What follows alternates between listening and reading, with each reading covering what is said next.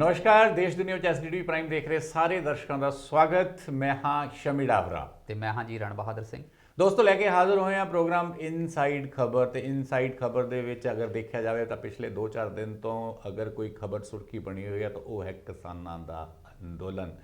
ਦਿੱਲੀ ਦੇ ਬੂਹੇ ਦੇ ਉੱਤੇ ਬੈਠੇ ਹੋਏ ਪੰਜਾਬ ਤੇ ਹੁਣ ਪੂਰੇ ਦੇਸ਼ ਦੇ ਕਿਹਾ ਜਾ ਸਕਦਾ ਹੈ ਕਿਸਾਨ ਅੱਜ ਖਟਖਟਾ ਰਹੇ ਨੇ ਦਿੱਲੀ ਸਰਕਾਰ ਦਾ ਦਰਵਾਜ਼ਾ ਕਿ ਖੇਤੀ ਕਾਨੂੰਨਾਂ ਨੂੰ ਰੱਦ ਕਰ ਦਿੱਤਾ ਜਾਵੇ। ਤੇ ਇਹੀ ਹੈਡਿੰਗ ਹੈ ਸਾਰੀਆਂ ਅਖਬਾਰਾਂ ਦਾ, ਇਹੀ ਹੈਡਿੰਗ ਹੈ ਸਾਰੇ ਟੈਲੀਵਿਜ਼ਨ ਚੈਨਲਾਂ ਦਾ ਤੇ ਸੋਸ਼ਲ ਮੀਡੀਆ ਦੇ ਉੱਤੇ। ਰਾਣਾ ਜੀ, ਗੱਲਬਾਤ ਆਪਾਂ ਵੀ ਇੱਥੋਂ ਹੀ ਸ਼ੁਰੂ ਕਰਨੀ ਹੈ ਕਿ ਕੱਲ ਇੱਕ ਵਾਰ ਫਿਰ ਕਿਸਾਨਾਂ ਦੀ ਮੀਟਿੰਗ ਹੋਈ ਸੀ ਪੰਜਵੇਂ ਦੌਰ ਦੀ ਮੀਟਿੰਗ ਦਾ ਵੀ ਕੋਈ ਨਤੀਜਾ ਨਹੀਂ ਨਿਕਲਿਆ, ਬੇਸਿੱਟਾ ਰਹੀ ਕਿਉਂਕਿ ਕਿਸਾਨ ਅੜੇ ਹੋਏ ਨੇ ਖੇਤੀ ਬਿੱਲਾਂ ਨੂੰ ਵਾਪਸ ਲੈਣ ਦੇ ਲਈ। ਲੇਕਿਨ ਕੱਲ ਇੰਨਾ ਕੁ ਪੋਜ਼ਿਟਿਵ ਹੈ ਵੀ ਸਰਕਾਰ ਨੇ ਕਿਤੇ ਨਾ ਕਿਤੇ ਕਹਿ ਦਿੱਤਾ ਵੀ ਜਿਹੜੇ ਤੁਹਾਡੇ ਸੁਝਾਅ ਨੇ ਉਹ ਮੰਨ ਲੈਂਦੇ ਹਾਂ ਅਸੀਂ, ਤੇ ਉਹਨਾਂ ਨੂੰ ਅਸੀਂ ਡਿਲੀਟ ਕਰਕੇ ਕੁਝ ਨਵੇਂ ਤਰੀਕੇ ਦੇ ਨਾਲ ਇਹ ਖੇਤੀ ਬਿੱਲ ਲਾਗੂ ਰੱਖਾਂਗੇ। ਫਿਰ ਨਤੀਜਾ ਤਾਂ ਨਹੀਂ ਨਿਕਲਿਆ।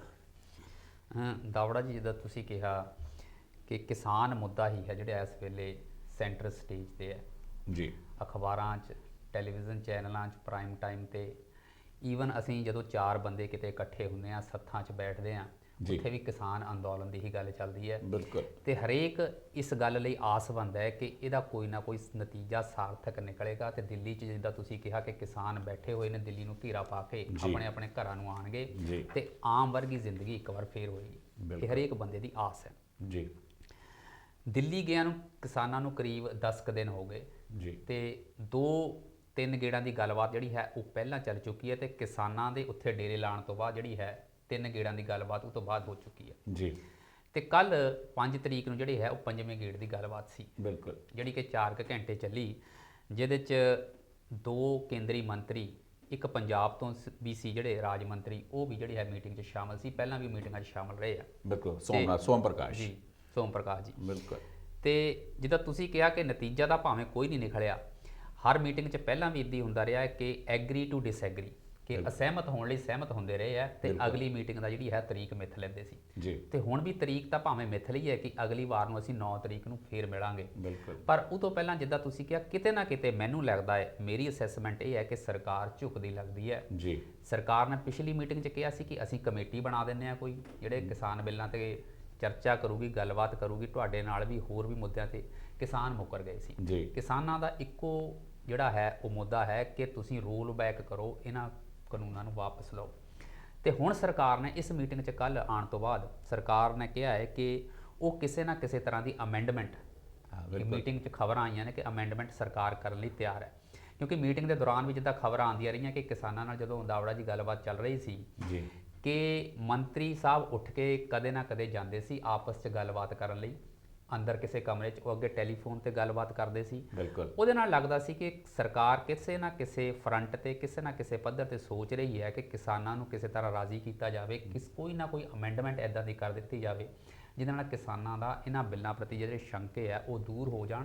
ਪਰ ਕਿਸਾਨ ਅੜੇ ਹੋਇਆ ਕਿ ਅਸੀਂ ਟੋਟਲ ਰੋਲ ਬੈਕ। ਹਾਂ, ਕਿਹਾ ਜਾਂਦਾ ਕਿ ਕਿਸਾਨਾਂ ਦੀ ਇਹ ਮੰਗ ਵੀ ਸੀ ਵੀ ਅਸੀਂ ਜਿਹੜੇ ਹੈ ਬਿੱਲ ਉਹ ਵਾਪਸ ਕਰਾਣੇ ਆ, ਜਦ ਕਿ ਸਰਕਾਰ ਕਹਿ ਰਹੀ ਹੈ ਵੀ ਜਿਨ੍ਹਾਂ ਤੇ ਤੁਹਾਨੂੰ ਓਬਜੈਕਸ਼ਨ ਹੈ, ਜਿਹੜੀਆਂ ਸਬ ਕਲਾਸਿਸ ਦੇ ਉੱਤੇ ਤੁਹਾਨੂੰ ਓਬਜੈਕਸ਼ਨ ਹੈ, ਅਸੀਂ ਉਹਨਾਂ ਨੂੰ ਇਸ ਬਿੱਲਾਂ ਦੇ ਵਿੱਚੋਂ ਹਟਾ ਦਿੰਦੇ ਹਾਂ। ਲੇਕਿਨ ਸਾਡੀ ਮਜਬੂਰੀ ਹੈ ਕਿ ਅਸੀਂ ਇਹ ਬਿੱਲ ਜਿਹੜੇ ਆ ਉਹ ਵਾਪਸ ਨਹੀਂ ਲੈ ਸਕਦੇ। ਦੇਖੋ, ਮਜਬੂਰੀਆਂ ਇਹਦੇ 'ਚ ਸਰਕਾਰ ਦੀਆਂ ਤਾਂ ਹੈ ਹੀ ਹੈ। ਸਰਕਾਰ ਦਾ ਆਪਣਾ ਇੱਕ ਹੈ ਕਿ ਉਹਨਾਂ ਨੇ ਇੱਕ ਬਿੱਲ ਪਾਸ ਕਰ ਦਿੱਤਾ, ਹੁਣ ਉਹਦਾ ਰੋਲ ਬੈਕ ਕਿੱਦਾਂ ਕਰਨਾ ਜੀ। ਮੈਂ ਇਹਦੇ 'ਚ ਮਜਬੂਰੀਆਂ ਜਿਹੜੇ ਅੰਦੋਲਨ ਕਰਤਾ ਹੈ ਉਹਨਾਂ ਦੀਆਂ ਵੀ ਦੇਖਦੇ ਹਾਂ, ਉਹਨਾਂ ਦੇ ਲੀਡਰ ਦੀਆਂ ਵੀ ਦੇਖਦਾ ਹਾਂ ਕਿ ਤੁਸੀਂ ਕਿਸੇ ਅੰਦੋਲਨ ਨੂੰ ਖੜਾ ਕੀਤਾ ਜਦੋਂ ਤੁਹਾਨੂੰ ਇੰਨਾ ਜਨ ਸਮਰਥਨ ਮਿਲ ਰਿਹਾ ਹੈ ਅਕ੍ਰੋਸ ਪਾਰਟੀ ਲਾਈਨ, ਸਾਰੀਆਂ ਸਟੇਟਸ ਤੋਂ, ਹਰ ਵਰਗ ਤੋਂ, ਤੇ ਉਹ ਸਾਰੇ ਬੰਦੇ ਦਿੱਲੀ ਵੱਲ ਕੂਚ ਕਰ ਰਹੇ ਨੇ। ਉਸ ਵੇਲੇ ਤੁਸੀਂ ਇਹ ਕਹਿਣਾ ਕਿ ਅਸੀਂ ਕਿਸੇ ਨਾ ਕਿਸੇ ਤਰ੍ਹਾਂ ਕਿਸੇ ਮੁੱਦੇ ਤੇ ਰਾਜ਼ੀ ਹੋ ਗਏ ਹਾਂ, ਉਹ ਚੀਜ਼ ਆਪਣੇ ਲੋਕਾਂ ਤੋਂ ਪ੍ਰਵਾਨ ਕਰਾਣੀ ਉਹ ਵੀ ਕਿਸਾਨਾਂ ਲਈ ਥੋੜ੍ਹੀ ਜਿਹੜੀ ਹੈ ਉਹ ਮੁਸ਼ਕਿਲ ਹੈ। ਪਰ ਕਿਸਾਨ ਯੂਨੀਅਨਾਂ ਬੜੇ ਸੰਕੋਚ ਨਾਲ, ਬੜੇ ਤਰੀਕੇ ਨਾਲ ਚੱਲ ਰਹੀਆਂ ਨੇ ਗੱਲਬਾਤ ਦੇ ਪੱਧਰ ਤੇ। ਇੱਕ ਤਾਂ ਹਿੰਸਾ ਕਿਸੇ ਨਾ ਕਿਸੇ ਤਰ੍ਹਾਂ ਦੀ ਜਿਹੜੀ ਹੈ ਦਿੱਲੀ 'ਚ ਅਜੇ ਤੱਕ ਸਾਨੂੰ ਕੋਈ ਦੇਖਣ ਨੂੰ ਨਹੀਂ ਮਿਲੀ। ਬੜਾ ਜਿਹੜਾ ਹੈ ਉਹ ਉਹਨਾਂ ਦਾ ਕੰਟਰੋਲ ਹੈ ਪੂਰੇ। ਉਲਟਾ ਦਿੱਲੀ ਵਾਲਿਆਂ ਦੀ ਤਾਂ ਮਦਦ ਕਰ ਰਿਹਾ ਕਿਸਾਨ, ਜੇ ਦੇਖਿਆ ਜਾਵੇ ਤਾਂ ਬਹੁਤ ਮਾਇਨਿਆਂ ਦੇ ਵਿੱਚ, ਚਾਹੇ ਉਹ ਸ਼ੰਭੂ ਬੈਰੀਅਰ ਤੋਂ ਜਾਣਾ ਹੋਵੇ ਜਾਂ ਕਰਨਾਲ ਦੇ ਉੱਤੇ ਰੋਕਣਾ ਹੋਵੇ, ਹੁਣ ਕੁੰਡਲੀ ਬਾਰਡਰ ਜਾਂ ਯੂਪੀ ਦਾ ਬਾਰਡਰ ਜਾਂ ਕਿਸੇ ਵੀ ਬਾਰਡਰ ਦੇ ਉੱਤੇ ਜਿੱਥੇ ਕਿਸਾਨ ਬੈਠੇ ਆ, ਉੱਥੇ ਇਹੋ ਜਿਹੀ ਨੌਬਤ ਨਹੀਂ ਆਈ ਵੀ ਕਿਸਾਨਾਂ ਨੂੰ ਕਿਤੇ ਉਗਰ ਹੋਣਾ ਪਵੇ। ਦੇਖੋ, ਇੱਦਾਂ ਦਾ ਅੰਦੋਲਨ ਦਾਵੜਾ ਜੀ ਕਦੇ ਕਦੇ ਦੇਖਣ ਨੂੰ ਮਿਲਦਾ। ਬਿਲਕੁਲ। ਅਸੀਂ ਅੰਨਾ ਅੰਦੋਲਨ ਦੇਖਿਆ ਸੀ, ਉਹ ਵੀ ਇੱਕ ਬਹੁਤ ਵੱਡਾ ਅੰਦੋਲਨ ਸੀ। ਉਹ ਤੋਂ ਪਹਿਲਾਂ ਜੇਪੀ ਅੰਦੋਲਨ ਹੋਇਆ, ਉਹ ਤੋਂ ਪਹਿਲਾਂ ਜੇ ਅਸੀਂ ਆਜ਼ਾਦੀ ਦੇ ਪੁਰਾਣੇ ਇਤਿਹਾਸ ਚੱਲੀਏ ਬੜੇ ਅੰਦੋਲਨ ਹੋਏ, ਪਰ ਐਡਾ ਵੱਡਾ ਅੰਦੋਲਨ ਸ਼ਾਇਦ ਹੀ ਜਿਹੜਾ ਹੈ ਭਾਰਤ ਨੇ ਕਦੇ ਦੇਖਿਆ ਹੋਵੇ ਜਿਹਦੇ 'ਚ ਇੰਨੇ ਲੋਕਾਂ ਦਾ ਸਮਰਥਨ, ਹਰ ਵਰਗ ਦਾ ਸਮਰਥਨ, ਤੇ ਕਿੱਦਾਂ ਲੋਕ ਜਿਹੜੇ ਹੈ ਉਹ ਘਰਾਂ ਤੋਂ ਜਾ ਰਹੇ ਨੇ ਆਪ ਮੁਹਾਰੇ। ਕੋਈ ਉਹਨਾਂ ਨੂੰ ਲੈ ਕੇ ਨਹੀਂ ਜਾ ਰਿਹਾ ਕਿ ਕਿਸੇ ਨੇ ਗੱਡੀਆਂ ਦਾ ਪ੍ਰਬੰਧ ਕੀਤਾ ਹੋਇਆ ਕਿਸੇ ਸਿਆਸੀ ਪਾਰਟੀ ਨੇ, ਜਾਂ ਉਹਨਾਂ ਨੂੰ ਕੋਈ ਪੈਸੇ ਦੇ ਕੇ ਲੈ ਕੇ ਜਾ ਰਿਹਾ, ਜਾਂ ਕਿਸੇ ਤਰ੍ਹਾਂ ਦਾ ਲਾਲਚ ਦੇ ਕੇ, ਜਿੱਦਾਂ ਅਸੀਂ ਰੈਲੀਆਂ 'ਚ ਦੇਖਦੇ ਹਾਂ। ਲੋਕ ਕਿਸਾਨਾਂ ਦੇ ਸਮਰਥਨ 'ਚ ਹਰ ਵਰਗ ਜਿਹੜਾ ਹੈ ਉਹ ਆਪ ਮੁਹਾਰੇ ਦਿੱਲੀ ਜੁੜ ਰਿਹਾ। ਤੇ ਸਿੰਘੂ ਤੇ ਟੀਕਰੀ ਜਿਹੜਾ ਹੈ ਇਸ ਵੇਲੇ ਕਰਮ ਸਥਲੀ ਬਣੀ ਹੋਈ ਹੈ ਸੰਘਰਸ਼ ਦੀ। ਤੇ ਇਹ ਜਿਹੜੇ ਨਾਂ ਰੋਜ਼-ਰੋਜ਼ ਜਿਹੜੇ ਹੈ ਸਾਨੂੰ ਯਾਦ ਦਿਵਾਉਂਦੇ ਨੇ ਕਿ ਕਿਸਾਨ ਜਿਹੜਾ ਹੈ ਇਸ ਦੇਸ਼ ਦਾ ਅੱਜ ਆਪਣੇ ਆਪ ਨੂੰ ਪਰੇਸ਼ਾਨ ਮਹਿਸੂਸ ਕਰ ਰਿਹਾ ਤੇ ਉਹ ਸਰਕਾਰ ਤੋਂ, ਆਪਣੀ ਸਰਕਾਰ ਤੋਂ, ਡੈਮੋਕ੍ਰੈਟਿਕ ਸਰਕਾਰ ਤੋਂ ਡੈਮੋਕ੍ਰੈਟਿਕ ਤਰੀਕੇ ਨਾਲ ਆਪਣੀਆਂ ਕੁਝ ਮੰਗਾਂ ਮਨਾਉਣ ਲਈ ਜਿਹੜਾ ਹੈ ਉਹ ਦਿੱਲੀ 'ਚ ਹੈ। ਕੱਲ੍ਹ ਵੀ ਜਿਹੜਾ ਅੰਦਰ ਉਹਨਾਂ ਨੇ ਕਿਸਾਨਾਂ ਨਾਲ ਗੱਲਬਾਤ ਕੀਤੀ ਜੀ, ਕਿ ਕਿਹਾ ਜਾ ਰਿਹਾ ਕਿ ਉਹ 25-30 ਮਿੰਟ ਤਾਂ ਕਿਸਾਨ ਫਿਰ ਮੌਨ ਹੋ ਗਏ। ਬਿਲਕੁਲ, ਕਿ ਤੁਸੀਂ ਬੋਲੀ ਜਾਓ, ਤੁਸੀਂ ਆਪਣੇ ਕਾਨੂੰਨਾਂ ਦੇ ਸਾਨੂੰ ਫਾਇਦੇ ਦੱਸੀ ਜਾਓ, ਅਸੀਂ ਜਿਹੜੀ ਹੈ ਚੁੱਪ ਧਾਰ ਲਈ। ਉਹ ਕਹਿੰਦੇ ਪਲੈਕਾਰਡ ਵੀ ਲੈ ਕੇ ਗਏ ਸੀ, ਹਾਂ ਜਾਂ ਨਾ, ਕਿ ਉਹਨਾਂ ਨੇ ਜਦੋਂ ਮੰਤਰੀ ਸਾਹਿਬ ਬੋਲਣ ਤੇ ਨਹੀਂ ਹਟੇ ਉਹਨਾਂ ਨੇ ਉਹ ਪਲੈਕਾਰਡ ਮੂਹਰੇ ਕਰ ਦਿੱਤੇ ਕਿ ਸਾਨੂੰ ਸਿਰਫ ਹਾਂ ਜਾਂ ਨਾ 'ਚ ਜਵਾਬ ਦਿਓ, ਨਹੀਂ ਤਾਂ ਅਸੀਂ ਚੁੱਪ ਕਰਕੇ ਬੈਠੇ। ਬਿਲਕੁਲ ਸਹੀ ਗੱਲ ਹੈ ਰਾਣਾ ਜੀ। ਇੱਕ ਪਾਸੇ ਕਿਸਾਨ ਜਿਹੜੇ ਹੈ ਉਹ ਕਹਿ ਰਹੇ ਆ ਵੀ ਅਸੀਂ ਯੈਸ ਔਰ ਨੋ, ਬਿਲਕੁਲ ਇਹਦੇ 'ਚ ਕੋਈ ਸ਼ੱਕ ਨਹੀਂ ਹੈ। ਦੂਜੇ ਪਾਸੇ ਕਿਸਾਨਾਂ ਦੀ ਜਿਹੜੀ ਵਿਉਂਤਬੰਦੀ ਹੈ ਉਸ ਹਿਸਾਬ ਨਾਲ ਆਪਣਾ ਕੰਮ ਕਰ ਰਹੇ ਨੇ। ਜਿਸ ਤਰ੍ਹਾਂ ਕੱਲ੍ਹ ਪੁਤਲੇ ਫੂਕੇ ਗਏ ਔਰ ਹੁਣ ਇਹ ਕਿਹਾ ਜਾ ਰਿਹਾ ਹੈ ਕਿ 8 ਤਰੀਕ ਨੂੰ ਪੂਰਾ ਭਾਰਤ ਬੰਦ ਕੀਤਾ ਜਾਏਗਾ। ਦੇਖੋ, ਕਿਸਾਨ ਆਪਣੀ ਐਜੀਟੇਸ਼ਨ ਨੂੰ ਬੜੀ ਤਰੀਕੇ ਨਾਲ ਚਲਾ ਰਹੇ ਨੇ ਜੀ। ਲਗਾਤਾਰ ਜਨ ਸਮਰਥਨ ਉਹਨਾਂ ਨੂੰ, ਇਹ ਪੰਜਾਬ ਤੋਂ ਚੱਲਿਆ ਸੀ ਦਾਵੜਾ ਜੀ। ਪੰਜਾਬ 'ਚ ਪਹਿਲਾਂ ਉਹਨਾਂ ਨੇ ਹੌਲੀ-ਹੌਲੀ ਧਰਨੇ ਮੁਜ਼ਾਹਰੇ ਸ਼ੁਰੂ ਕੀਤੇ, ਤਹਿਸੀਲ ਲੈਵਲਾਂ ਤੇ, ਡਿਸਟ੍ਰਿਕਟ ਲੈਵਲਾਂ ਤੇ ਕੀਤੇ, ਰੈਲੀਆਂ ਕੱਢੀਆਂ, ਸਮਰਥਨ ਮਿਲਦਾ ਗਿਆ, ਪਾਰਟੀਆਂ ਨਾਲ ਜੁੜਦੀਆਂ ਗਈਆਂ, ਕਾਰਵਾ ਬਣਦਾ ਗਿਆ ਤੇ ਹੌਲੀ-ਹੌਲੀ ਹਰਿਆਣੇ ਦੇ ਕਿਸਾਨ ਨਾਲ ਆਏ, ਰਾਜਸਥਾਨ ਦੇ ਆਏ, ਮੱਧ ਪ੍ਰਦੇਸ਼ ਦੇ ਆਏ, ਯੂਪੀ ਦੇ ਆਏ। ਹੁਣ ਲਗਭਗ ਭਾਰਤ ਦੇ ਹਰੇਕ ਕੋਨੇ ਤੋਂ ਜਿਹੜਾ ਹੈ ਉਹਨਾਂ ਨੂੰ ਜਨ ਸਮਰਥਨ ਮਿਲ ਰਿਹਾ। ਤੇ ਆਪਣਾ ਜਨ ਸਮਰਥਨ ਵਧਾਉਣ ਦਾ ਮਕਸਦ ਉਹਨਾਂ ਦਾ ਸਿਰਫ ਇਹ ਹੈ ਕਿ ਸਰਕਾਰ ਨੂੰ ਹੋਰ ਪ੍ਰੈਸ਼ਰਾਈਜ਼ ਕੀਤਾ ਜਾਵੇ, ਸਰਕਾਰ ਤੇ ਦਬਾਅ ਹੋਰ ਬਣਾਇਆ ਜਾਵੇ ਕਿ ਦੇਸ਼ ਦਾ ਕਿਸਾਨ ਪਰੇਸ਼ਾਨ ਹੈ, ਤੁਸੀਂ ਇਹਨਾਂ ਬਾਰੇ ਕੁਝ ਸੋਚੋ ਜੀ। ਤੇ 8 ਤਰੀਕ ਨੂੰ ਉਹਨਾਂ ਨੇ ਜਿਹੜੀ ਹੈ ਉਹ ਕਾਲ ਦਿੱਤੀ ਹੈ ਭਾਰਤ ਬੰਦ ਦੀ ਜੀ। ਬਿਲਕੁਲ, ਸਰਕਾਰ ਨੇ ਕਿਹਾ ਸੀ, ਕੱਲ ਮੀਟਿੰਗ 'ਚ ਵੀ ਗੱਲਾਂ ਹੋਈਆਂ ਕਿ ਤੁਸੀਂ, ਕਹਿੰਦੇ ਨਹੀਂ ਅਸੀਂ ਤਾਂ ਕਾਲ ਜਿਹੜੀ ਹੈ ਉਹ ਦੇ ਚੁੱਕੇ ਹਾਂ। ਬਿਲਕੁਲ, ਜਿਹਨੂੰ ਕਾਲ ਨੂੰ ਸਮਰਥਨ ਹੋਰ ਵੀ ਟਰਾਂਸਪੋਰਟ ਯੂਨੀਅਨ ਨੇ ਵੀ ਦਿੱਤਾ ਹੈ, ਕਮਿਊਨਿਸਟ ਪਾਰਟੀਆਂ ਨੇ ਵੀ ਸਮਰਥਨ ਦੇ ਦਿੱਤਾ, ਕਾਂਗਰਸ ਪਾਰਟੀ ਨੇ ਵੀ ਸਮਰਥਨ ਦੇ ਦਿੱਤਾ ਹੈ। ਤੇ ਹੁਣ 8 ਤਰੀਕ ਨੂੰ ਜਿਹੜਾ ਹੈ ਉਹ ਭਾਰਤ ਬੰਦ ਹੈ। ਉਹ ਤੋਂ ਬਾਅਦ ਜਿਹੜੀ ਹੈ 9 ਤਰੀਕ ਨੂੰ ਜਿਹੜੀ ਹੈ ਅਗਲੇ ਗੇੜ ਦੀ ਗੱਲਬਾਤ ਹੋਣੀ ਹੈ। ਸੋ ਸਿਰਫ ਇਹ ਆਪਣਾ ਇੱਕ ਤਰ੍ਹਾਂ ਕਹਿ ਸਕਦੇ ਹਾਂ ਦਬਾਅ ਵਧਾਉਣ ਲਈ, ਆਪਣਾ ਜਨ ਸਮਰਥਨ ਸਰਕਾਰ ਨੂੰ ਦੱਸਣ ਲਈ ਕਿਸਾਨ ਯੂਨੀਅਨ ਦਾ ਇੱਕ ਤਰੀਕਾ ਹੈ। ਹਮਾਇਤ ਕੇਵਲ ਭਾਰਤ ਦੇ ਵਿੱਚ ਹੀ ਨਹੀਂ ਹੈ। ਜੇ ਆਪਾਂ ਗੱਲ ਕਰੀਏ ਹੁਣ ਜਿਹੜਾ ਹਮਾਇਤ ਹੈ ਉਹ ਵਿਦੇਸ਼ਾਂ ਤੋਂ ਵੀ ਵੱਧਦੀ ਚਲੀ ਜਾ ਰਹੀ ਹੈ। ਅੱਜ ਦੀ ਖਬਰ ਵੱਲ ਗੌਰ ਕਰੀਏ ਤਾਂ ਯੂਨਾਈਟਿਡ ਨੇਸ਼ਨ ਨੇ ਵੀ, ਉਹਨਾਂ ਦੇ ਜਨਰਲ ਸੈਕਟਰੀ ਨੇ ਵੀ ਕਹਿ ਦਿੱਤਾ ਹੈ ਕਿ ਜਿਹੜੀ ਭਾਰਤ ਦੀ ਸਰਕਾਰ ਹੈ ਉਹ ਕਿਸਾਨਾਂ ਦੀ ਸੁਣੇ, ਕਿਉਂਕਿ ਹਰੇਕ ਨੂੰ ਹੱਕ ਹੈ ਆਰਾਮ ਦੇ ਨਾਲ ਗੱਲਬਾਤ ਕਰਨ ਦਾ, ਸ਼ਾਂਤਮਈ ਤਰੀਕੇ ਦੇ ਨਾਲ ਪ੍ਰਦਰਸ਼ਨ ਕਰਨ ਦਾ। ਦੂਸਰੇ ਪਾਸੇ ਜੇ ਅਸੀਂ ਦੇਖਿਆ ਜਾਵੇ ਤਾਂ ਬ੍ਰਿਟਨ ਦੇ 36 ਦੇ ਕਰੀਬ ਜਿਹੜੇ ਉੱਥੇ ਦੇ MLA MPs ਨੇ, ਉਹਨਾਂ ਨੇ ਵੀ ਆਪਣੀ ਸਰਕਾਰ ਨੂੰ ਲਿਖ ਕੇ ਦਿੱਤਾ ਹੈ, ਵਿਦੇਸ਼ ਮੰਤਰੀ ਨੂੰ, ਵੀ ਇਸ ਦੇ ਵਿੱਚ ਦਖਲਅੰਦਾਜ਼ੀ ਕੀਤੀ ਜਾਵੇ ਤਾਂ ਕਿ ਇਹ ਪ੍ਰਦਰਸ਼ਨ ਜਿਹੜਾ ਹੈ ਸ਼ਾਂਤਮਈ ਤਰੀਕੇ ਨਾਲ ਹੋ ਰਿਹਾ ਹੈ ਉਹ ਕਿਸਾਨਾਂ ਦਾ ਹੱਲ ਹੋ ਸਕੇ ਮਸਲਾ। ਤੇ ਦੂਸਰੇ ਪਾਸੇ ਕੈਨੇਡਾ ਦੇ ਪ੍ਰਧਾਨ ਮੰਤਰੀ ਟਰੂਡੋ ਦਾ ਬਿਆਨ ਤਾਂ ਅਸੀਂ ਪਹਿਲਾਂ ਵੀ ਸੁਣ ਚੁੱਕੇ ਹਾਂ ਕਿ ਉਹ ਪੂਰੀ ਤਰ੍ਹਾਂ ਸਮਰਥਨ ਦੇ ਵਿੱਚ ਨੇ ਭਾਰਤੀ ਕਿਸਾਨਾਂ ਦੇ। ਤੇ ਅਮਰੀਕਾ ਦੇ ਵਿੱਚ ਵੀ ਕੱਲ੍ਹ ਖੂਬ ਪ੍ਰਦਰਸ਼ਨ ਹੋਏ ਨੇ ਤੇ ਪਿਛਲੇ ਕਈ ਦਿਨਾਂ ਤੋਂ ਪ੍ਰਦਰਸ਼ਨ ਅਲੱਗ-ਅਲੱਗ ਮੁਲਕਾਂ ਦੇ ਵਿੱਚ ਜਿਹੜਾ ਉਹ ਕਿਸਾਨਾਂ ਨੂੰ ਲੈ ਕੇ ਹੋ ਰਹੇ ਨੇ। ਰਾਣਾ ਜੀ, ਇੱਕ ਜਿਹਨੂੰ ਅਸੀਂ ਕਿਹਾ ਜਾਂਦਾ ਸੀ ਵੀ ਸਿਰਫ ਪਹਿਲੇ ਲੋਕਾਂ ਨੇ ਪੰਜਾਬ ਦਾ ਮਸਲਾ ਕਹਿ ਦਿੱਤਾ, ਫਿਰ ਹਰਿਆਣੇ ਵਾਲੇ ਜੁੜ ਗਏ, ਫਿਰ ਇਹ ਸਾਡੇ ਦੇਸ਼ ਦਾ ਮਸਲਾ ਬਣ ਗਿਆ, ਇਹ ਹੁਣ ਗਲੋਬਲਾਈਜ਼ ਹੋ ਗਿਆ ਕਿਉਂਕਿ ਬਾਹਰੋਂ ਪ੍ਰੈਸ਼ਰ ਵੀ ਵੱਧ ਰਿਹਾ। ਜਿਹੜੀ ਹਮਾਇਤ ਦੀ ਗੱਲ ਕਰ ਰਹੇ ਹਾਂ ਵੀ ਬਾਹਰੋਂ ਵੀ ਕਿਸਾਨਾਂ ਨੂੰ ਜਿਹੜਾ ਹਮਾਇਤ ਆ ਰਹੀ ਹੈ। ਇਹ ਦਾਵੜਾ ਜੀ ਤੁਹਾਡੀ ਗੱਲ ਠੀਕ ਹੈ ਕਿ ਅੰਤਰਰਾਸ਼ਟਰੀ ਪੱਧਰ ਤੇ ਕਿਸਾਨਾਂ ਦੇ ਅੰਦੋਲਨ ਨੂੰ ਸਮਰਥਨ ਮਿਲ ਰਿਹਾ ਜੀ। ਤੁਸੀਂ ਕੈਨੇਡਾ ਦੀ ਗੱਲ ਕੀਤੀ ਹੈ, ਤੁਸੀਂ UK ਦੀ ਗੱਲ ਕੀਤੀ ਹੈ, UN ਦੀ ਗੱਲ ਕੀਤੀ ਹੈ। ਇਹਨਾਂ ਖਬਰਾਂ ਨੂੰ ਅਸੀਂ ਅਲੱਗ-ਅਲੱਗ ਤੌਰ ਤੇ ਲੈ ਲੈਂਦੇ ਹਾਂ। UK ਔਰ ਕੈਨੇਡਾ ਦੀ ਜਿਹੜੀ ਹੈ ਉਹਨੂੰ ਮੈਂ ਇੱਕ ਵੱਖਰੀ ਕੈਟਾਗਰੀ 'ਚ ਰੱਖਦਾ ਤੇ ਯੂਨਾਈਟਿਡ ਨੇਸ਼ਨਸ ਨੇ ਜਿਹੜੀ ਗੱਲ ਕਹੀ ਹੈ ਉਹਨਾਂ ਦੇ ਸੈਕਟਰ ਜਨਰਲ ਦੇ ਬੁਲਾਰੇ ਨੇ, ਉਹਨੂੰ ਮੈਂ ਇੱਕ ਅਲੱਗ ਕੈਟਾਗਰੀ 'ਚ ਰੱਖਾਂਗਾ। ਪਹਿਲਾਂ ਆਪਾਂ ਜਸਟਿਨ ਟਰੂਡੋ ਦੀ ਗੱਲਬਾਤ ਕਰਦੇ ਹਾਂ ਕਿਉਂਕਿ ਸਭ ਤੋਂ ਪਹਿਲਾਂ ਬਿਆਨ ਜਿਹੜਾ ਹੈ ਉਹਨਾਂ ਦਾ ਆਇਆ ਸੀ ਗੁਰਪੁਰਬ ਦੇ ਮੌਕੇ ਤੇ, ਸ਼੍ਰੀ ਗੁਰੂ ਨਾਨਕ ਦੇਵ ਜੀ ਦੇ ਪ੍ਰਕਾਸ਼ ਪਰਬ ਦੇ ਮੌਕੇ ਤੇ। ਉਹਨਾਂ ਨੇ ਆਨਲਾਈਨ ਜਿਹੜਾ ਹੈ ਉਹ ਸਿੱਖ ਭਾਈਚਾਰੇ ਨੂੰ ਸੰਬੋਧਨ ਹੁੰਦਿਆਂ ਪਹਿਲਾਂ ਉਹਨਾਂ ਨੇ ਗੱਲ ਕਹੀ ਸੀ ਕਿ ਉਹ ਕਿਸਾਨ ਅੰਦੋਲਨ ਜਿਹੜਾ ਕਿ ਭਾਰਤ ਚੱਲ ਰਿਹਾ ਹੈ ਉਹਦੇ ਪ੍ਰਤੀ ਕੰਸਰਨਡ ਨੇ, ਉਹਦੇ ਪ੍ਰਤੀ ਚਿੰਤਨਸ਼ੀਲ ਨੇ। ਬਿਲਕੁਲ, ਭਾਰਤ ਨੇ ਉਹਦਾ ਵਿਰੋਧ ਕੀਤਾ ਹੈ। ਭਾਰਤ ਦਾ ਵਿਰੋਧ ਇੱਕ ਡਿਪਲੋਮੈਟਿਕ ਸਤਰ ਤੇ ਹੈ, ਉਹ ਇੱਕ ਕੂਟਨੀਤਿਕ ਸਤਰ ਤੇ ਹੈ ਤੇ ਹੋਣਾ ਸੀ। ਟਰੂਡੋ ਸਾਹਿਬ ਦੀਆਂ ਕੁਝ ਆਪਣੀਆਂ ਮਜਬੂਰੀਆਂ ਜੀ, ਇਹਨੂੰ ਅਸੀਂ ਕੈਨੇਡਾ ਦੀ ਇੰਟਰਨਲ ਪੋਲਿਟਿਕਸ ਦੇ ਸੰਬੰਧ ਨਾਲ ਵੀ ਦੇਖ ਸਕਦੇ ਹਾਂ ਕਿ ਉੱਥੇ ਪੰਜਾਬੀ ਭਾਈਚਾਰਾ ਜਾਂ ਸਿੱਖ ਭਾਈਚਾਰਾ ਇੱਦਾਂ ਦੀਆਂ ਸੀਟਾਂ ਹੈ ਜਿਨ੍ਹਾਂ 'ਚ ਬਹੁ ਗਿਣਤੀ 'ਚ ਹੈ ਤੇ ਉਹਨਾਂ ਨੂੰ ਉਹਨਾਂ ਦੇ ਸਮਰਥਨ ਦੀ ਜ਼ਰੂਰਤ ਹੁੰਦੀ ਹੈ, ਤੇ ਜੇ ਉਹ ਉਹਨਾਂ ਦੇ ਕਿਸੇ ਖਦਸ਼ੇ ਪ੍ਰਤੀ ਆਪਣੇ ਵਿਚਾਰ ਪ੍ਰਗਟ ਕਰਦੇ ਨੇ ਤਾਂ ਇਹ ਨੈਚੁਰਲ ਹੈ, ਇਹਨੂੰ ਅਸੀਂ ਕੁਦਰਤੀ ਮੰਨਦੇ ਹਾਂ। ਭਾਰਤ ਵੀ ਜੇ ਕਿਤੇ ਪਾਕਿਸਤਾਨ 'ਚ ਲੈ ਲਓ ਜਾਂ ਅਫਗਾਨਿਸਤਾਨ 'ਚ ਲੈ ਲਓ, ਜੇ ਕਿਤੇ ਉੱਥੋਂ ਦੇ ਹਿੰਦੂਆਂ ਨਾਲ ਜਾਂ ਸਿੱਖਾਂ ਨਾਲ ਕੋਈ ਗੱਲਬਾਤ ਹੁੰਦੀ ਹੈ ਤਾਂ ਭਾਰਤ ਵੀ ਉਹਦੇ 'ਚ ਦਖਲਅੰਦਾਜ਼ੀ ਕਰਦਾ ਹੈ, ਬਿਆਨਬਾਜ਼ੀ ਕਰਦਾ ਹੈ। ਸੋ ਇਹ ਜ਼ਾਹਰ ਹੈ ਗਲੋਬਲਾਈਜ਼ਡ ਵਰਲਡ 'ਚ ਇਹ ਕੋਈ ਵੱਡੀ ਗੱਲ ਨਹੀਂ ਹੈ। ਪਰ ਮੈਂ ਜਸਟਿਨ ਟਰੂਡੋ ਦੀ ਗੱਲ ਤੇ ਉਹਨਾਂ ਦੀ ਜਿਹੜਾ ਡਬਲ ਸਟੈਂਡਰਡ ਹੈ ਉਹ ਤੇ ਜਿਹੜਾ ਹੈ ਲੋਕਾਂ ਦਾ ਧਿਆਨ ਕੇਂਦਰਿਤ ਕਰਨਾ ਚਾਹੁੰਦਾ। ਕਈ ਅਖਬਾਰਾਂ ਨੇ ਕੀਤਾ ਹੈ ਪਰ ਕਈ ਟੈਲੀਵਿਜ਼ਨ ਚੈਨਲ ਨਹੀਂ ਕਰਦੇ, ਜਾਣਬੁੱਝ ਕੇ ਉਹਨਾਂ ਦੇ ਆਪਣੇ ਇੰਟਰਸਟ ਹੋ ਸਕਦੇ ਨੇ। ਬਿਲਕੁਲ। ਮੈਂ ਗੱਲ ਇਹ ਕਹਿਣੀ ਚਾਹੁੰਦਾ ਕਿ ਜਸਟਿਨ ਟਰੂਡੋ ਨੇ ਠੀਕ ਹੈ ਕਿਸਾਨਾਂ ਦੇ ਹੱਕ 'ਚ ਹਾਂ ਦਾ ਨਾਅਰਾ ਮਾਰਿਆ ਹੈ, ਉਹਨਾਂ ਨੇ ਕਿਹਾ ਹੈ ਕਿ ਉਹ ਚਿੰਤਨਸ਼ੀਲ ਨੇ, ਉਹਨਾਂ ਦੀ ਆਪਣੀ ਡੋਮੈਸਟਿਕ ਪੋਲਿਟਿਕਸ ਦੇ ਕੁਝ ਨਾ ਕੁਝ ਉਹਨਾਂ ਦੀਆਂ ਮਜਬੂਰੀਆਂ ਜਿਨ੍ਹਾਂ ਨੇ ਕਿਹਾ ਹੈ। ਪਰ ਜਸਟਿਨ ਟਰੂਡੋ ਦਾ ਅਸੀਂ ਸਟੈਂਡ ਦੇਖੀਏ ਕਿਸਾਨ ਮੁੱਦਿਆਂ ਦੇ ਪ੍ਰਤੀ ਜੀ, MSP ਦੇ ਪ੍ਰਤੀ, ਕਿਸਾਨਾਂ ਨੂੰ ਦਿੱਤੀਆਂ ਜਾਣ ਵਾਲੀਆਂ ਸਬਸਿਡੀਆਂ ਦੇ ਪ੍ਰਤੀ ਜੀ। ਵਰਲਡ ਟ੍ਰੇਡ ਆਰਗੇਨਾਈਜੇਸ਼ਨ ਇੱਕ ਅੰਤਰਰਾਸ਼ਟਰੀ ਸੰਗਠਨ ਹੈ ਜੀ, ਜਿਹੜਾ ਅੰਤਰਰਾਸ਼ਟਰੀ ਵਪਾਰ ਨੂੰ ਰੈਗੂਲੇਟ ਕਰਦਾ ਹੈ, ਉਹਦੇ ਪ੍ਰਤੀ ਤੇ ਨਜ਼ਰ ਰੱਖਦਾ ਹੈ ਜੀ। ਕੈਨੇਡਾ ਦਾ, ਅਮਰੀਕਾ ਦਾ, ਹੋਰ ਕਈ ਦੇਸ਼ ਹੈ ਯੂਰਪੀਅਨ ਯੂਨੀਅਨ ਦੇ, ਜਿਨ੍ਹਾਂ ਦਾ ਹਮੇਸ਼ਾ ਇਹ ਦਬਾਅ ਰਹਿੰਦਾ WTO ਤੇ ਭਾਰਤ ਦਾ ਹਮੇਸ਼ਾ ਇਸ ਗੱਲ ਤੇ ਵਿਰੋਧ ਕਰਦੇ ਨੇ ਕਿ ਤੁਸੀਂ ਕਿਸਾਨਾਂ ਨੂੰ MSP ਦਿੰਦੇ ਹੋ, ਤੁਸੀਂ ਕਿਸਾਨਾਂ ਨੂੰ ਸਬਸਿਡੀਆਂ ਵੱਖਰੇ ਵੱਖਰੇ ਰੂਪ 'ਚ ਦਿੰਦੇ ਹੋ। ਬਿਲਕੁਲ। ਉਹ ਇਸ ਕਰਕੇ ਕਰਦਾ ਹੈ ਕਿ ਉਹਨਾਂ ਦਾ, ਕਿਉਂਕਿ ਕੈਨੇਡਾ ਵੀ ਜਿਹੜਾ ਹੈ ਉਹ ਉੱਥੇ ਵੀ ਖੇਤੀਬਾੜੀ ਹੁੰਦੀ ਹੈ। ਬਿਲਕੁਲ। ਤੇ ਜਦੋਂ ਅੰਤਰਰਾਸ਼ਟਰੀ ਮਾਰਕੀਟ 'ਚ ਉਹਨਾਂ ਨੇ ਆਪਣੇ ਪ੍ਰੋਡਕਟ ਵੇਚਣੇ ਹੁੰਦੇ, ਉਹ ਨਹੀਂ ਚਾਹੁੰਦੇ ਕਿ ਭਾਰਤ ਨੂੰ ਸਬਸਿਡੀਆਂ ਦਿੱਤੀਆਂ ਜਾਣ, MSP ਦਿੱਤੀ ਜਾਵੇ, ਜਿਹਦੇ ਕਰਕੇ ਕਿ ਉਹਨਾਂ ਦੇ ਪ੍ਰੋਡਕਟ ਅੰਤਰਰਾਸ਼ਟਰੀ ਮਾਰਕੀਟ 'ਚ ਉਹਨਾਂ ਨਾਲ ਕੰਪੀਟ ਕਰ ਸਕਣ ਜੀ। ਸੋ ਹਰ 2015 ਤੋਂ ਲੈ ਕੇ ਤੁਸੀਂ ਇਤਿਹਾਸ ਦੇਖ ਲਓ WTO ਦਾ, ਕੈਨੇਡਾ ਨੇ MSP ਦਾ ਤੇ ਸਬਸਿਡੀਆਂ ਦਾ ਭਾਰਤ ਦੇ ਕਿਸਾਨਾਂ ਨੂੰ ਦਿੱਤੀਆਂ ਜਾਣ ਵਾਲੀਆਂ ਦਾ ਹਰ ਵੇਲੇ ਵਿਰੋਧ ਕੀਤਾ ਹੈ। ਸੋ ਇਹ ਇੱਕ ਜਿਹੜੀ ਹੈ ਉਹ ਗਲਤ ਹੈ ਕਿ ਤੁਸੀਂ ਕਿਸਾਨਾਂ ਦਾ ਸਮਰਥਨ ਕਰ ਰਹੇ ਹੋ, ਉਹਨਾਂ ਦੀ ਆਪਣੀ ਡੋਮੈਸਟਿਕ ਪੋਲਿਟਿਕਸ ਕਰਕੇ ਹੈ। ਬਿਲਕੁਲ।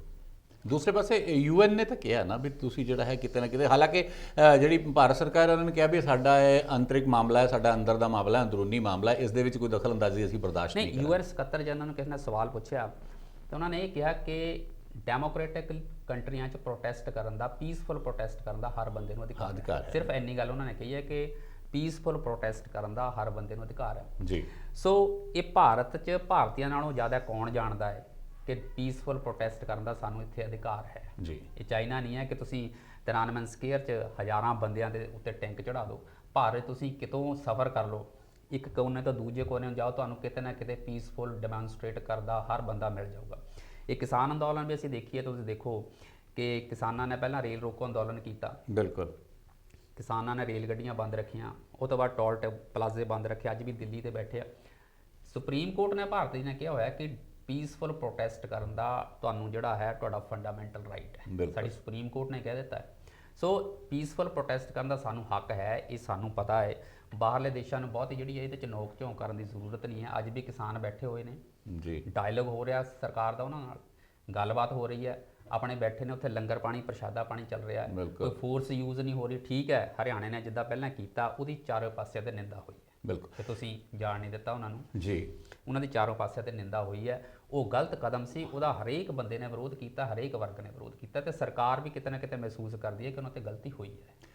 ਬਿਲਕੁਲ। ਇਹ ਜਿਹੜਾ ਪੀਸਫੁਲ ਅੰਦੋਲਨ ਸੀ, ਲੇਕਿਨ ਕੁਝ ਇਸ ਦੇ ਵਿੱਚ ਮੈਂ ਸਮਝਦਾ ਕਿ ਸ਼ਰਾਰਤੀ ਜਿਹੜੇ ਅੰਸਰ ਹੈ ਉਹ ਵੀ ਫੈਲੇ ਹੋਏ ਨੇ, ਕਿਉਂਕਿ ਇਹ ਜਿਹੜਾ ਨੈਸ਼ਨਲ ਮੀਡੀਆ ਹੈ ਜਿਸ ਨੂੰ ਅਸੀਂ ਸਾਰਿਆਂ ਨੇ ਗੋਦੀ ਮੀਡੀਆ ਦਾ ਨਾਂ ਦਿੱਤਾ, ਔਰ ਸੱਚ ਵੀ ਹੈ ਕਿਉਂਕਿ ਉਹ ਕਾਫੀ ਕੁਝ ਜਿਹੜਾ ਹੈ ਮੋਦੀ ਸਾਹਿਬ ਦੇ ਇਸ਼ਾਰੇ ਤੇ ਕੰਮ ਕਰਦਾ ਹੈ। ਤਾਂ ਕਿਹਾ ਜਾਂਦਾ ਹੈ ਕਿ ਉਸ ਨੇ ਕੇਵਲ ਉਹ ਚੀਜ਼ਾਂ ਨੂੰ ਉਭਾਰਨ ਦੀ ਕੋਸ਼ਿਸ਼ ਕੀਤੀ ਹੈ, ਜਿਸ ਤਰ੍ਹਾਂ ਕਿ ਕਿਸੇ ਨੇ ਖਾਲਿਸਤਾਨ ਦਾ ਨਾਰਾ ਲਗਾ ਦਿੱਤਾ ਜਾਂ ਕਿਸੇ ਨੇ ਕਹਿ ਦਿੱਤਾ ਵੀ ਅਸੀਂ ਭਾਰਤ ਮਾਤਾ ਦੀ ਜੈ ਨਹੀਂ ਬੋਲਾਂਗੇ। ਉਹ ਮੌਕਾ ਦਿੱਤਾ ਉਹ ਇਸ ਜਿਹੜਾ ਹੈ ਅੰਦੋਲਨ ਨੂੰ ਤਾਰ ਪੀੜੋ ਕਰਨ ਦਾ। ਲੇਕਿਨ ਖੁਦ ਕਿਸਾਨਾਂ ਨੇ ਵੀ ਕਈ ਜਿਹੜੇ ਹੈ ਲੀਡਰਾਂ ਨੂੰ ਮੌਕਾ ਦਿੱਤਾ, ਲੀਡਰ ਨਹੀਂ ਮੈਂ ਕਹਿ ਸਕਦਾ, ਜਿਹੜੇ ਜ਼ਿਆਦਾ ਬੜਬੋਲੇ ਨੇ ਉਹਨਾਂ ਨੂੰ ਮੌਕਾ ਦੇ ਦਿੱਤਾ। ਕੱਲ੍ਹ ਹੀ ਇੱਕ ਵੀਡੀਓ ਆਈ ਸੀਗੀ ਜਿਸ ਦੇ ਵਿੱਚ ਯੋਗਰਾਜ ਸਿੰਘ, ਜਿਹੜੇ ਕਦੀ ਕਹਿੰਦੇ ਨੇ ਮੈਂ ਵੱਖ ਪਾਰਟੀ ਬਣਾ ਲਾਂਗਾ, ਕਦੀ ਕਹਿੰਦੇ ਨੇ ਮੈਂ ਸ਼ਹੀਦ ਦੀਪ ਸਿੰਘ ਦਾ ਪੁੱਤਰ ਹੈਗਾ, ਪਤਾ ਨਹੀਂ ਕੀ ਕਹਿੰਦੇ ਆ, ਉਹਨਾਂ ਨੇ ਬਹੁਤ ਭੱਦਾ ਬਿਆਨ ਦਿੱਤਾ। ਇੱਕ ਜੇ ਗੱਲ ਕਰੀਏ ਆਪਾਂ ਬਿਆਨਾਂ ਦੀ, ਹਾਲਾਂਕਿ ਕੰਗਣਾ ਰਣੌਤ ਤੇ ਪਾਇਲ ਨੇ ਬਹੁਤ ਜ਼ਿਆਦਾ ਇਸ ਦੇ ਵਿੱਚ ਇੱਕ ਦਾਦੀ ਮਾਂ ਨੂੰ ਲੈ ਕੇ, ਸਾਡੇ ਔਰਤ ਨੂੰ ਲੈ ਕੇ ਵੀ ਬਿਆਨ ਦਿੱਤਾ ਸੀ। ਲੇਕਿਨ ਯੋਗਰਾਜ ਸਿੰਘ ਦਾ ਬਿਆਨ ਜਿਹੜਾ ਉਹ ਕਿਤੇ ਨਾ ਕਿਤੇ ਬਹੁਤ ਮਹੱਤਵ ਰੱਖਦਾ ਹੈ, ਕਿਉਂਕਿ ਯੋਗਰਾਜ ਸਿੰਘ ਨੇ ਕਿਹਾ ਹੈ ਕਿ ਜਿਹੜੇ ਹਿੰਦੂ ਆ 1000 ਸਾਲ ਤੱਕ ਮੁਗਲਾਂ ਦੇ ਗੁਲਾਮ ਰਹੇ ਨੇ, ਗੱਦਾਰ ਨੇ। ਗੁਲਾਮ ਕਹਿਣਾ ਠੀਕ ਸੀ ਕਿਉਂਕਿ ਸਾਰਾ ਦੇਸ਼ ਹੀ ਗੁਲਾਮ ਸੀ, ਲੇਕਿਨ ਇਹ ਲਫ਼ਜ਼ ਕਹਿਣੇ ਕਿ ਉਹ ਗੱਦਾਰ ਨੇ, ਹਮੇਸ਼ਾ ਦੇਸ਼ ਨਾਲ ਗੱਦਾਰੀ ਕਰਦੇ ਰਹੇ ਨੇ। ਫਿਰ ਉਹਨਾਂ ਨੇ ਕਹਿਣਾ ਵੀ ਜਿਹੜੀ ਹਿੰਦੂਆਂ ਦੀਆਂ ਔਰਤਾਂ ਹੁੰਦੀਆਂ ਨੇ ਉਹ ਜਿਹੜੀਆਂ ਵੈਸ਼ਿਆਵਾਂ ਦੇ ਬਰਾਬਰ ਹੁੰਦੀਆਂ ਨੇ। ਇਹ ਆਪਣੇ ਆਪ ਦੇ ਵਿੱਚ ਕਿਤੇ ਨਾ ਕਿਤੇ ਉਸ ਅੰਦੋਲਨ ਨੂੰ ਹਿੰਦੂ ਸਿੱਖ ਅੰਦੋਲਨ ਬਣਾਉਣਾ ਚਾਹੁੰਦੇ ਨੇ ਯੋਗਰਾਜ ਸਿੰਘ ਵਰਗੇ। ਕਿਉਂ? ਇਹੋ ਜਿਹੇ ਬੰਦਿਆਂ ਦੀ ਸੁਣੀ ਜਾਂਦੀ ਹੈ? ਕਿਉਂ ਨਹੀਂ ਰਾਣਾ ਜੀ ਇਹੋ ਜਿਹੇ ਬੰਦਿਆਂ ਦਾ ਬਾਈਕਾਟ ਕੀਤਾ ਜਾਂਦਾ ਹੈ ਵੀ ਜਿਹੜੇ ਬੰਦੇ ਜਾ ਕੇ ਉੱਥੇ ਇਹੋ ਜਿਹੇ ਭੜਕਾਊ ਭਾਸ਼ਣ ਦਿੰਦੇ ਨੇ? ਜਿਹੜਾ ਆਮ ਕਿਸਾਨੀ ਦਾ ਅੰਦੋਲਨ ਹੈ ਉਸ ਨੂੰ ਇੱਕ ਤਬਕੇ ਦਾ ਅੰਦੋਲਨ ਬਣਾ ਕੇ ਉਸ ਨੂੰ ਜ਼ਾਹਿਰ ਕਰਨੇ ਨੇ। ਫਿਰ ਗੋਦੀ ਮੀਡੀਆ ਕਿੱਥੋਂ ਰਿਹਾ? ਗੋਦੀ ਮੀਡੀਆ ਨੂੰ ਇਹੋ ਜਿਹੇ ਲੋਕ ਜਿਹੜੇ ਆ ਆਪ ਉਹ ਕੰਟੈਂਟ ਦੇ ਰਹੇ ਨੇ ਵੀ ਤੁਸੀਂ ਆ ਲਓ ਕਰੋ। ਬਿਲਕੁਲ ਤੁਹਾਡੀ ਗੱਲ ਠੀਕ ਹੈ ਕਿ ਇਹੋ ਜਿਹੇ ਬੰਦੇ ਯੋਗਰਾਜ ਸਿੰਘ ਵਰਗੇ ਜਾਂ ਹੋਰ ਵੀ ਕਈ ਇਹੋ ਜਿਹੇ ਬੰਦੇ ਨੇ ਜਿਨ੍ਹਾਂ ਨੇ ਇਸ ਅੰਦੋਲਨ ਨੂੰ ਇੱਕ ਵੱਖਰਾ ਰੰਗ ਦੇਣ ਦੀ ਕੋਸ਼ਿਸ਼ ਕੀਤੀ ਹੈ। ਇਹਨਾਂ ਨੂੰ ਅਸਲੀ ਜੋ ਮੁੱਦੇ ਹੈ, ਜਿਹੜਾ ਕਿਸਾਨਾਂ ਦਾ ਇੱਕ ਪਿਓਰਲੀ ਇਕਨੋਮਿਕ ਮੈਟਰ ਹੈ, ਉਹਨਾਂ ਦੀ ਰੋਟੀ ਰੋਜ਼ੀ ਨਾਲ ਜੁੜਿਆ ਹੋਇਆ ਮਸਲਾ ਹੈ, ਉਹਨੂੰ ਕੋਈ ਨਾ ਕੋਈ ਧਾਰਮਿਕ ਰੰਗਤ ਜਾਂ ਵਖਰੇਵੇਂ ਵਾਲੀ ਰੰਗਤ ਦੇਣ ਦੀ ਕੋਸ਼ਿਸ਼ ਕੀਤੀ ਹੈ। ਬਿਲਕੁਲ ਉਹ ਯੋਗਰਾਜ ਸਿੰਘ ਹੋਰਾਂ ਦੀ ਆਪਣੀ ਕੋਈ ਮਜਬੂਰੀ ਹੋ ਸਕਦੀ, ਉਹਨਾਂ ਦਾ ਆਪਣਾ ਕੋਈ ਇਰਾਦਾ ਹੋ ਸਕਦਾ, ਉਹ ਕੋਈ ਨਾ ਕੋਈ ਸਿਆਸੀ ਦੀ ਜ਼ਮੀਨ ਤਲਾਸ਼ ਤੇ ਹੋ ਸਕਦੇ, ਪਰ ਇੱਦਾਂ ਦੇ ਜਿਹੜੇ ਐਲੀਮੈਂਟਸ ਹੈ ਉਹ ਤੁਹਾਡੀ ਗੱਲ ਠੀਕ ਹੈ ਕਿ ਅੰਦੋਲਨ ਨੂੰ ਬਦਨਾਮ ਕਰਦੇ ਨੇ, ਜਿਹਦੇ ਨਾਲ ਅਕਸ ਜਿਹੜਾ ਹੈ ਅੰਦੋਲਨ ਦਾ ਉਹ ਖਰਾਬ ਹੁੰਦਾ ਹੈ। ਬਿਲਕੁਲ। ਪਰ ਇਹ ਤਾਰੀਫ ਕਰਨੀ ਬਣਦੀ ਹੈ ਬਹੁਤ ਸਾਰੇ ਲੋਕਾਂ ਦੀ, ਕਿਸਾਨ ਅੰਦੋਲਨ ਨਾਲ ਜੁੜੇ ਹੋਏ ਲੋਕਾਂ ਦੀ, ਉਹਦੀ ਲੀਡਰਸ਼ਿਪ ਦੀ, ਕਿ ਇਹੋ ਜਿਹੇ ਐਲੀਮੈਂਟਸ ਨੂੰ ਉਹਨਾਂ ਨੇ ਸੈਂਟਰ ਸਟੇਜ ਤੇ ਨਹੀਂ ਆਉਣ ਦਿੱਤਾ ਜੀ। ਇਹ ਹਮੇਸ਼ਾ ਫਰਿੰਜ ਤੇ ਐਲੀਮੈਂਟਸ ਹੁੰਦੇ ਜਿਹੜੇ ਸਾਈਡ ਤੇ ਹੁੰਦੇ, ਆਪਣੀ ਗੱਲ ਗਾਹੇ ਬਗਾਹੇ ਕਰ ਸਕਦੇ, ਤੁਸੀਂ ਉਹਨਾਂ ਨੂੰ ਰੋਕ ਨਹੀਂ ਸਕਦੇ। ਬਿਲਕੁਲ। ਕਿਸਾਨ ਯੂਨੀਅਨਾਂ ਜਿਹੜੀਆਂ ਲੱਗੀਆਂ ਹੋਈਆਂ ਇਸ ਅੰਦੋਲਨ 'ਚ, ਜਿਨ੍ਹਾਂ ਨੇ ਇਸ ਅੰਦੋਲਨ ਨੂੰ ਸ਼ੁਰੂਆਤ ਕਰਕੇ ਉਹਨੂੰ ਅੱਜ ਇਸ ਮੁਕਾਮ ਤੇ ਪਹੁੰਚਾਇਆ ਹੈ, ਉਹਨਾਂ ਕਿਸਾਨ ਯੂਨੀਅਨਾਂ ਦੇ ਤੁਸੀਂ ਇਤਿਹਾਸ ਨੂੰ ਦੇਖੋ ਜੀ। ਭਾਰਤੀ ਕਿਸਾਨ ਯੂਨੀਅਨ ਕ੍ਰਾਂਤੀਕਾਰੀ ਹੈ, ਬਿਲਕੁਲ। ਕਿਰਤੀ ਕਿਸਾਨ ਯੂਨੀਅਨ ਹੈ। ਇਹ ਯੂਨੀਅਨਾਂ ਦਾ ਤੁਸੀਂ ਇਤਿਹਾਸ ਚੱਕ ਕੇ ਦੇਖੋ। ਕੱਲ ਦੀ ਟ੍ਰਿਬਿਊਨ 'ਚ ਖਬਰ ਸੀ ਕਿ ਮੇਘਰਾਜ ਭਗਤੂਆਣਾ ਦੀ ਲੜਕੀ ਹੈ ਜੀ ਉੱਥੇ ਬੈਠੀ ਹੋਈ, ਜਿਹੜੇ ਕਿ ਕਿਸਾਨ ਅੰਦੋਲਨ ਦੀਆਂ ਪਹਿਲੀਆਂ ਔਰਤਾਂ 'ਚੋਂ ਹੈ। ਬਿਲਕੁਲ। ਉਹਦੇ ਪਿਤਾ ਨੂੰ ਖਾਲਿਸਤਾਨੀ ਜਿਹੜੇ ਦਹਿਸ਼ਤਗਰਦ ਹੈ ਉਹਨਾਂ ਨੇ ਕਤਲ ਕਰ ਦਿੱਤਾ ਸੀ, ਤੇ ਉਹਦਾ ਕਹਿਣਾ ਸੀ ਕਿ ਤੁਸੀਂ ਇਸ ਅੰਦੋਲਨ ਨੂੰ ਇੱਕ ਰੰਗ ਜਿਹੜਾ ਖਾਲਿਸਤਾਨੀ ਦੇਣ ਦੀ ਕੋਸ਼ਿਸ਼ ਕਰਦੇ ਹੋ। ਤੁਸੀਂ ਸਾਤੇ ਅੰਦਾਜ਼ਾ ਲਾਓ ਬਿਲਕੁਲ ਕਿ ਸਾਡਾ ਪਿਤਾ ਜਿਹੜਾ ਹੈ ਖਾਲਿਸਤਾਨੀ ਦਹਿਸ਼ਤਗਰਦਾਂ ਨੇ ਮਾਰ ਦਿੱਤਾ ਸੀ, ਪਰ ਮੈਂ ਉਹਨਾਂ ਦੇ ਖਿਲਾਫ ਵੀ ਲੜਦੀ ਹਾਂ, ਹਰ ਤਰ੍ਹਾਂ ਦੇ ਫੰਡਾਮੈਂਟਲਿਜ਼ਮ ਦੇ ਖਿਲਾਫ ਵੀ ਲੜਦੀ ਹਾਂ, ਤੇ ਅੱਜ ਕਿਸਾਨਾਂ ਦੇ ਹੱਕ 'ਚ ਵੀ ਬੈਠੀ ਹਾਂ। ਬਿਲਕੁਲ। ਭਾਰਤੀ ਕਿਸਾਨ ਯੂਨੀਅਨ ਕ੍ਰਾਂਤੀਕਾਰੀ ਹੈ।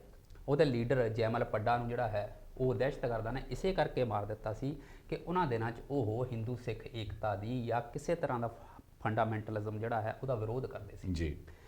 ਉਹ ਲੋਕ ਇਸ ਜਿਹੜੇ ਹੈ ਅੰਦੋਲਨ 'ਚ ਬੈਠੇ ਨੇ, ਇਹਦੀ ਅਗਵਾਈ ਕਰ ਰਹੇ ਨੇ, ਜਿਹੜੇ ਉਸ ਵੇਲੇ ਜਦੋਂ ਅੱਤਵਾਦੀ ਪੰਜਾਬ 'ਚ ਇਹ ਕਹਿੰਦੇ ਸੀ ਕਿ ਅਸੀਂ ਜਿਸ ਬੰਦੇ ਨੂੰ ਮਾਰਿਆ ਉਹਦਾ ਸੰਸਕਾਰ ਵੀ ਨਹੀਂ ਹੋਣ ਦੇਣਾ, ਉਹਦੇ ਸੰਸਕਾਰ ਲਈ ਲੋਕ ਲਹਿਰਾਂ ਇਕੱਠੇ ਹੋ ਕੇ ਆਉਂਦੇ ਸੀ।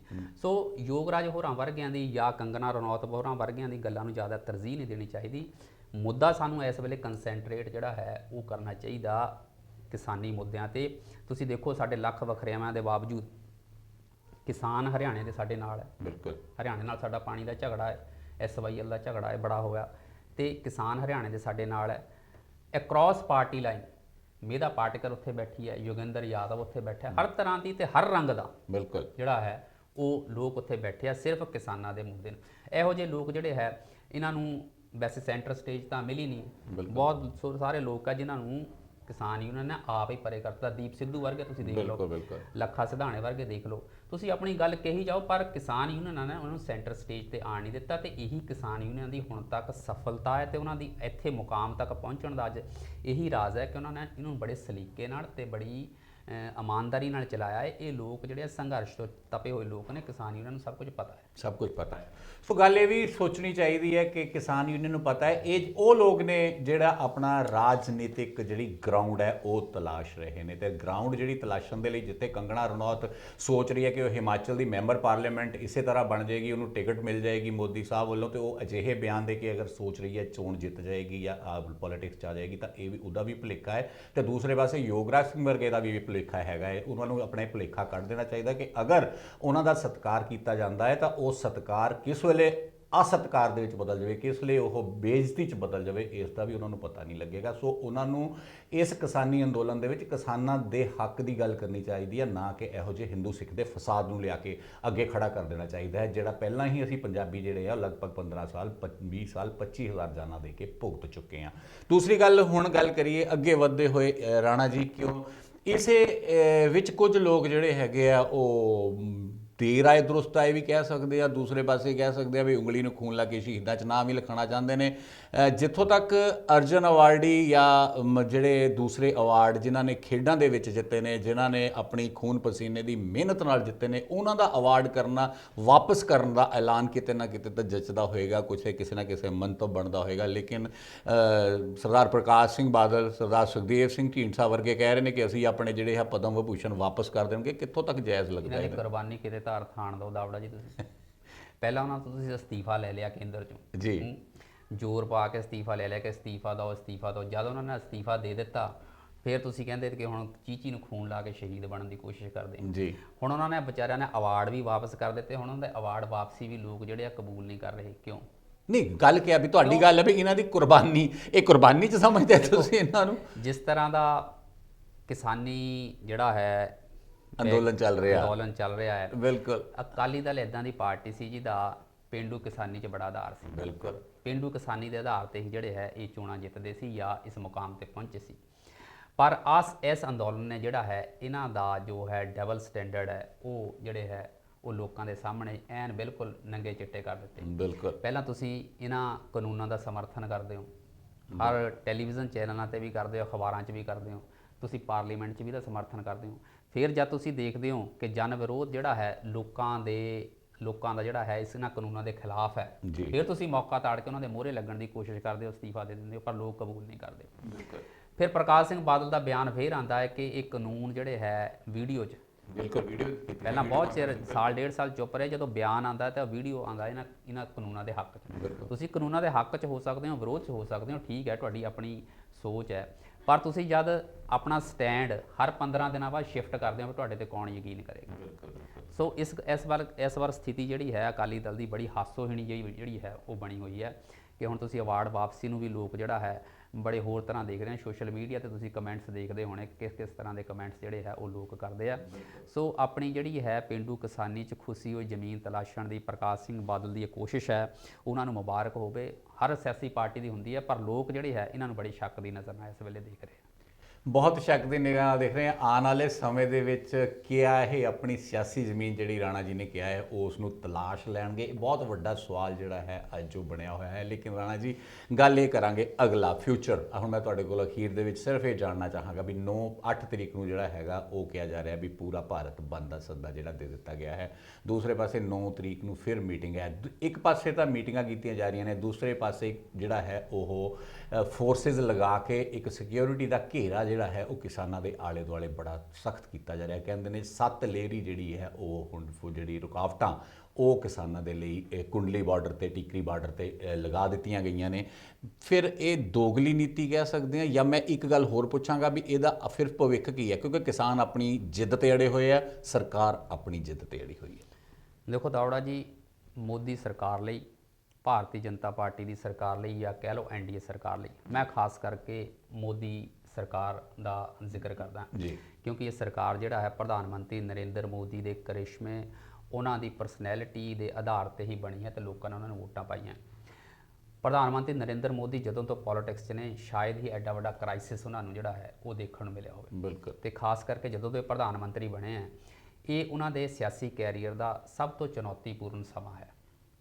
ਤੁਸੀਂ ਦੇਖਿਆ ਹੋਣਾ ਜਦੋਂ ਉਹਨਾਂ ਨੇ ਡੀਮੋਨੇਟਾਈਜੇਸ਼ਨ ਕੀਤੀ, ਤਦ ਲੱਗਦਾ ਸੀ, ਆਪੋਜੀਸ਼ਨ ਨੂੰ ਵੀ ਲੱਗਦਾ ਸੀ ਕਿ ਸਾਨੂੰ ਇੱਕ ਮੁੱਦਾ ਮਿਲਿਆ ਜਿਹਦੇ ਤੇ ਪ੍ਰਧਾਨ ਮੰਤਰੀ ਨਰਿੰਦਰ ਮੋਦੀ ਨੂੰ ਘੇਰਿਆ ਜਾ ਸਕਦਾ ਹੈ, ਕਿਉਂਕਿ ਉਹ ਇੱਕ ਤਰ੍ਹਾਂ ਦੇ ਇਨਵਿੰਸੀਬਲ ਲੱਗਦੇ ਸੀ, ਅਜਿੱਤ ਲੱਗਦੇ ਸੀ ਕਿ ਸਿਆਸੀ ਤੌਰ ਤੇ ਉਹਨਾਂ ਨੂੰ ਕੋਈ ਹਰਾ ਨਹੀਂ ਸਕਦਾ। ਉਸ ਵੇਲੇ ਲੱਗਦਾ ਸੀ ਆਪੋਜੀਸ਼ਨ ਨੂੰ ਕਿ ਸਾਨੂੰ ਕੋਈ ਮੁੱਦਾ ਮਿਲ ਗਿਆ।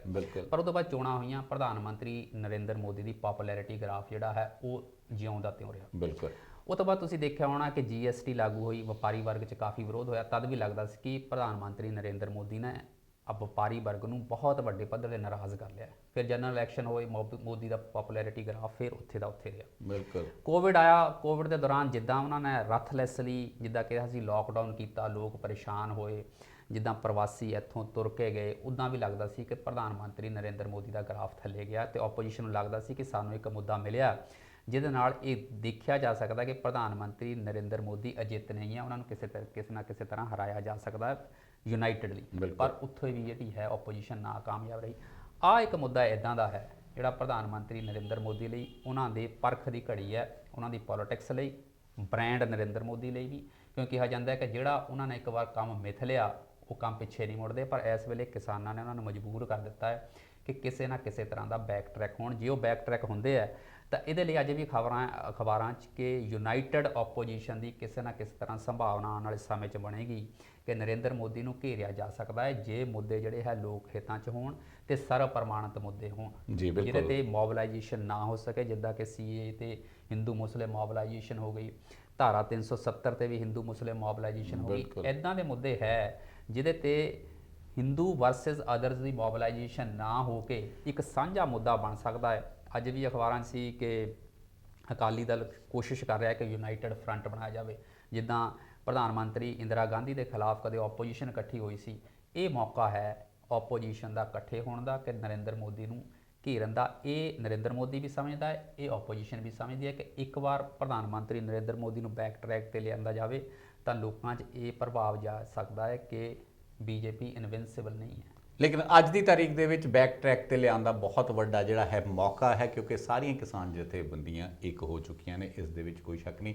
ਸੋ ਦੋਸਤੋ 9 ਤਰੀਕ ਨੂੰ ਇਹ ਮੀਟਿੰਗ ਮੁੱਦਾ ਦੇਖੋ ਦਾਵੜਾ ਜੀ ਅਪੋਲੀਟੀਕਲ ਰੱਖਿਆ ਹੋਇਆ ਕਿਸਾਨਾਂ ਨੇ, ਬਿਲਕੁਲ ਹਾਂ, ਕਿ ਇਹ ਕਿਸੇ ਨਾ ਕਿਸੇ ਤਰ੍ਹਾਂ ਦਾ ਅਪੋਲੀਟੀਕਲ ਨਹੀਂ ਹੈ।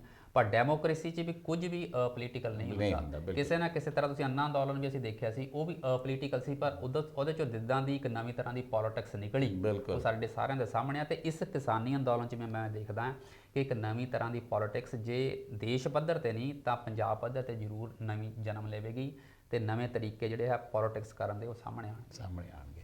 ਸੋ ਦੋਸਤੋ 9 ਤਰੀਕ ਨੂੰ ਕੀ ਫੈਸਲਾ ਹੋਏਗਾ ਇਹ ਤਾਂ 9 ਤਰੀਕ ਨੂੰ ਹੀ ਪਤਾ ਲੱਗੇਗਾ, ਜਦੋਂ ਆਮਣੇ ਸਾਹਮਣੇ ਹੋਵੇਗੀ ਇੱਕ ਵਾਰ ਫਿਰ ਸਰਕਾਰ ਤੇ ਕਿਸਾਨ ਯੂਨੀਅਨ। ਦੇਖਣਾ ਇਹ ਹੈ ਕਿ ਕਿਸਾਨ ਜਿਹੜੇ ਹੈ ਉਹ ਅਮੈਂਡਮੈਂਟ ਕਰਾ ਕੇ ਵਾਪਸ ਖੁਸ਼ ਹੋ ਕੇ ਆ ਜਾਣਗੇ ਵੀ ਸਾਡੇ ਜਿਹੜੇ ਸੀ ਉਹ 3 ਬਿੱਲ ਹੈ ਉਹਨਾਂ ਵਿੱਚ ਅਮੈਂਡਮੈਂਟ ਕਰ ਦਿੱਤੀ ਹੈ, ਜਾਂ ਜਿਹੜੇ ਹੈ ਉਹ ਬਿੱਲਾਂ ਨੂੰ ਰੱਦ ਕਰਾ ਕੇ ਸਰਕਾਰ ਕੋਲੋਂ ਵਾਪਸ ਆਉਣਗੇ। ਇਹ 9 ਤਰੀਕ ਨੂੰ ਹੀ ਲੱਗੇਗਾ ਪਤਾ, ਜਾਂ 9 ਤਰੀਕ ਤੋਂ ਬਾਅਦ ਫਿਰ ਹੋ ਸਕਦਾ ਹੈ ਸੰਭਾਵਨਾ ਮੀਟਿੰਗਾਂ ਹੋਣਗੀਆਂ। ਲੇਕਿਨ ਆਉਣ ਵਾਲਾ ਸਮਾਂ ਜਿਹੜਾ ਹੈ ਉਹ ਦੋਨਾਂ ਧਿਰਾਂ ਲਈ ਬੜਾ ਮੁਸ਼ਕਿਲ ਵਾਲਾ ਹੈ, ਚੁਣੌਤੀ ਵਾਲਾ ਹੈ। ਲੇਕਿਨ 9 ਤਰੀਕ ਤੋਂ ਪਹਿਲਾਂ ਇੱਕ ਦਿਨ ਆ ਰਿਹਾ ਹੈ 8 ਤਰੀਕ ਨੂੰ। ਐਸਟੀ ਪ੍ਰਾਈਮ ਵੱਲੋਂ ਵੀ ਅਸੀਂ ਬੇਨਤੀ ਕਰਦੇ ਹਾਂ ਉਹਨਾਂ ਸਾਰੇ ਲੋਕਾਂ ਨੂੰ ਕਿ ਸਾਡਾ ਫਰਜ਼ ਬਣਦਾ ਹੈ ਕਿ ਅਸੀਂ ਜਿਹੜਾ ਹੈ ਕਿਸਾਨਾਂ ਦੇ ਮੋਢੇ ਨਾਲ ਮੋਢਾ ਲਾ ਕੇ ਉਹਨਾਂ ਦੇ ਨਾਲ ਚੱਲੀਏ ਤੇ 8 ਤਰੀਕ ਨੂੰ ਆਪਣਾ ਜੋ ਵੀ ਵਪਾਰ ਹੈ, ਚਾਹੇ ਉਹ ਕਿਸੇ ਵੀ ਕਿੱਤੇ ਨਾਲ ਸੰਬੰਧ ਰੱਖਦੇ ਹਨ, ਉਸ ਨੂੰ ਬੰਦ ਰੱਖੀਏ ਤੇ ਆਪਣੇ ਕਿਸਾਨ ਵੀਰਾਂ ਦਾ ਸਾਥ ਦਈਏ। ਅੱਜ ਇੰਨਾ ਹੀ।